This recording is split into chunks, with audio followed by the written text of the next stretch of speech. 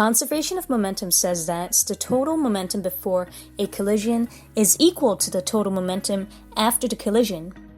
So initial momentum is equal to the final momentum of the whole system. For example, a car crashes into the back of a truck. If their total momentum before the collision is 3,000 kilograms meters per second, then their total momentum after must also be the same, 3,000 kilograms meters per second. Not only does the conservation of momentum apply to collisions, we can also apply it to explosions. We're going to look at an explosion example and see how we can apply the mathematics of conservation of momentum. Here I have a man jumping off a stationary skateboard, and we know their masses. After he jumps off, he moves at 2 meters per second. You probably could take a guess and say that the skateboard will have to move backwards in order to conserve momentum. But at what velocity? We have to use the principle of conservation of momentum to find out its final velocity. I like to be very pedantic and write out everything in symbols before I plug any numbers in.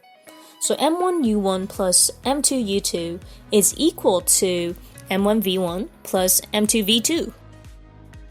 I'll let the subscript 1 represents the man and subscript 2 represents the skateboard. U is the initial velocity and v is the final velocity.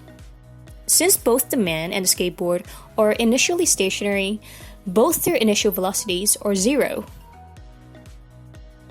The mass of the man, m1, is 80 kilograms. His velocity after the explosion is 2 meters per second.